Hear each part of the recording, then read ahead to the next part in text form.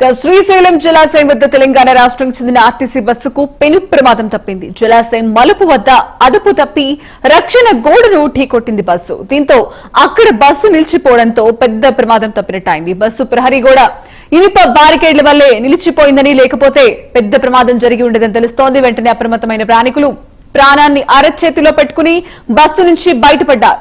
ప్రమాద సమయంలో 30 మంది ప్రయాణికులు బస్సులో ఉన్నారు. శ్రీశైలం నుంచి మహబూబ్ నగర్ వెళ్తుండగా ఈ ప్రమాదం చోటు చేసుకుంది.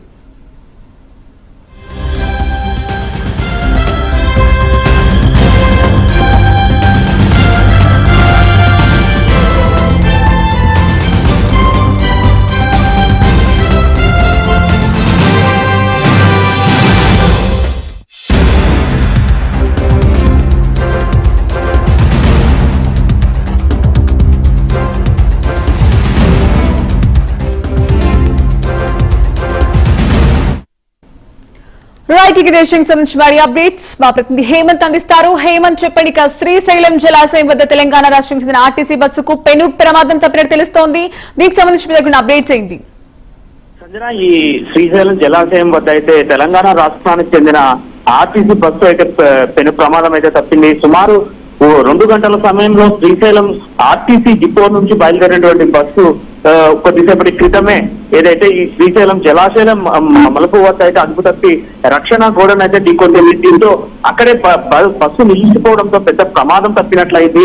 ఏదైతే ఈ బస్సు ప్రహరీ గోడను కొట్టడంతో అక్కడ ఇనుప బ్యారికేడ్లు ఏవైతే ఉన్నాయో దాన్ని ఢీకొట్టడం వల్ల అది కొంత స్టాప్ అయింది. అది ఇంకా కొంత ముందుకు వెళ్ళింటే మాత్రం పెద్ద ప్రమాదం అయితే జరిగిండేదనేసి ప్రయాణికులు అయితే చెప్పడం జరుగుతుంది. మొత్తం ప్రమాదం జరుగుతున్న సమయంలో, ప్రమాదం జరిగిన సమయంలో ఏదైతే ఉందో దాదాపుగా 30 మంది ఈ ప్రయాణికులు అయితే అందులో ఉన్నారు. వీరంతా మహబూబ్ నగర్ కు, అంటే శ్రీశైలం దర్శనం చేసుకున్న ప్రయాణికులు ఎవరైతే ఉన్నారో వీరంతా మహబూబ్ నగర్ కి వెళ్ళడం జరుగుతుంది. ఇది వెళ్తున్న క్రమంలోనే ఈ ప్రమాదం అయితే జరిగిందనే చెప్పాలి. ఏదైతే ఇనుప బ్యారికేడ్లు ఏవైతే ఉన్నాయో ఈ బ్యారికేడ్లు అయితే ఢీకొట్టడం వల్లనే అది ఆగిపోయింది. ఆ బ్యారికేడ్లు వారి ప్రాణాలను అయితే కాపాడాయనేసి బస్సులో ప్రయాణించే ప్రయాణికులు అయితే చెప్పడం జరుగుతోంది. సంజన, మొత్తం మీద పెద్ద ప్రమాదం అయితే పెను ప్రమాదం తప్పడంతో ప్రయాణికులు అయితే ప్రాణాలను అరచేతిలో పెట్టుకుని బస్సులోంచి అయితే దిగారు. దీనిపైన కూడా శ్రీశైలం డిపోకు వారు ఇన్ఫర్మేషన్ ఇవ్వడం జరిగింది. అలాగే తెలంగాణ రాష్ట్రానికి సంబంధించిన బస్సు కావడంతో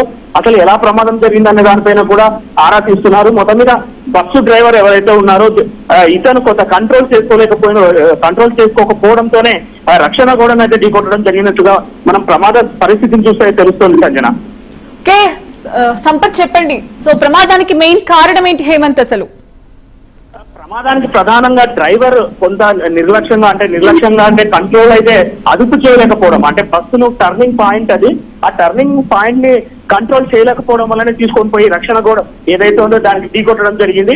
అయితే ఆ రక్షణ గోడకు ఉన్నటువంటి ఏదైతే ఉందో ఇనుప బ్యారికేడ్లు అయితే ఖచ్చితంగా ఏదైతే ఢీకొన్న సమయంలో అది కొంత గట్టిగా ఉండడం వల్ల ఆ బస్సు అక్కడికక్కడికే నిలిచిపోయింది. లేకపోతే ఖచ్చితంగా ఊహించని పరిణామం అయితే ఏదైతే ఉందో అది జరిగేదనేసి వాళ్ళు ఎవరైతే ప్రయాణికులు ఉన్నారో బస్సులో వాళ్ళు చెప్పడం జరుగుతోంది.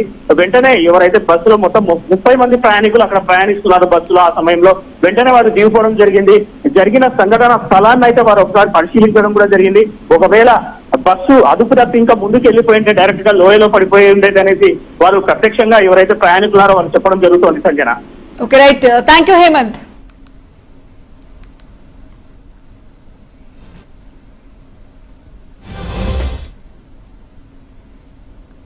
ఇక టిఎస్